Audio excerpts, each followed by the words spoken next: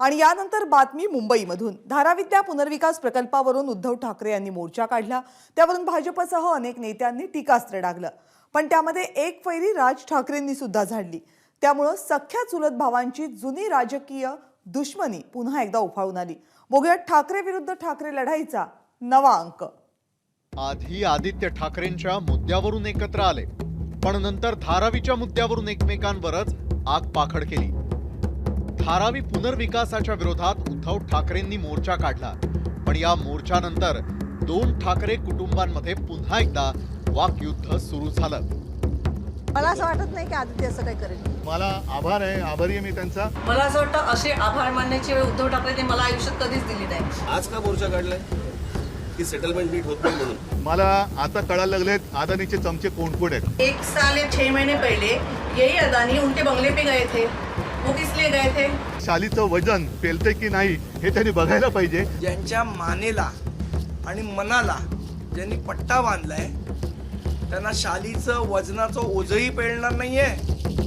दिशा सालियन प्रकरणामध्ये राज्य सरकारनं एसआयटी चौकशीची घोषणा केली आणि विरोधकांनी आदित्य ठाकरेंवर निशाणा साधला, पण राज ठाकरेंच्या पत्नी शर्मिला ठाकरे यांनी आदित्य ठाकरेंची जाहीर पाठराखण केली। आदित्य ठाकरे यांच्या विरोधामध्ये एसआयटी लावलेली आहे चौकशीची, कसं पाहता एकंदर तुमचं घरचं पण नातं आहे? मला असं वाटत नाही की आदित्य असं काही करेल, त्यामुळे चौकशा काही लावू शकतात। आम्ही पण ह्याच्यातनं खूप गेलोय। मग दिशा सालियन प्रकरणात आदित्य असं काही करणार नसल्याचं शर्मिला ठाकरे यांनी म्हटलेलं आहे। त्यांनी पहिले एकमेकात चांगलं बोलावं आणि मला आभारी आहे मी त्यांचा, कारण मला ह्याच गोष्टीचा राग आहे की सुतराम संबंध नसताना तुम्ही एसआयटी लावताय, मग आमच्याकडे पुरावे असताना एसआयटी का लावत नाही?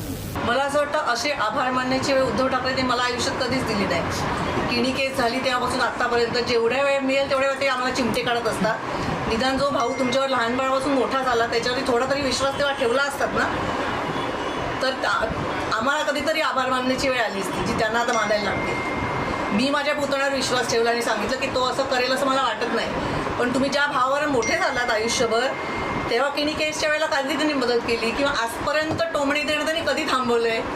कुठची वेळ आली की किणी केसवरती टोमणे देतात? तुम्ही तुमच्या भावावर कधीतरी विश्वास ठेवून दाखवा, मग आम्ही पण आभार मानतो। उद्धव ठाकरेंनी धारावीत मोर्चा काढल्यानंतर राज ठाकरेंनी थेट सेटलमेंटचा आरोप केला, ज्यावरून उद्धव ठाकरेंनीही जहरी टीका केली। आता हे जे आता काय कोण सरकार बनवलं? महाविकास आघाडी। आणि आज का जागा मला असं वाटतं जाहीर होऊन मला असं 8-10 महिने झाले असतील ना। आज का मोर्चा काढलाय की सेटलमेंट नीट होत नाही म्हणून? मला आता कळायला लागलेत अदानीचे चमचे कोण कोण आहेत। अदानीचे म्हणजे मी प्रश्न आम्ही अदानीला विचारला, चमचे का वाचतायत? बरं, आंदोलनात गेल्यानंतर विषय काय हे विचारून जे बोलतात त्यांच्या अर्धवट माहितीवरनं त्यांनी एक तो प्रश्न विचारू नये। 1 साल या 6 महीने पहले यही अदानी उनके बंगले पे गए थे। वो किस लिए गए थे? वो आप ढूंढिए। जी बिल्कुल, आपका ही वो काम है कि अदानी मातोश्री के ऊपर क्यों गए थे?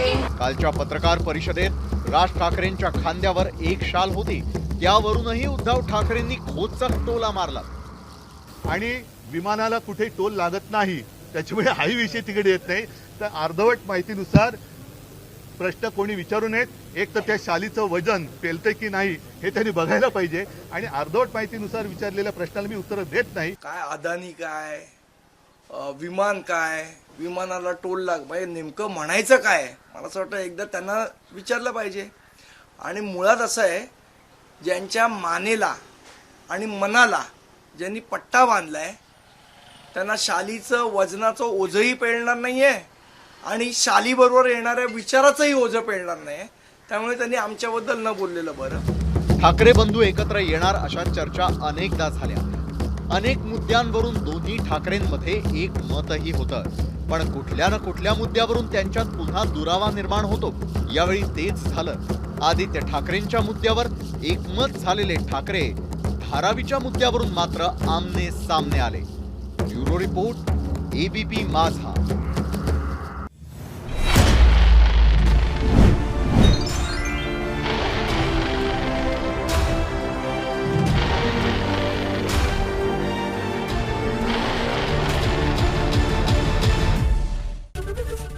एबीपी माझा, उघडा डोळे बघा नीट.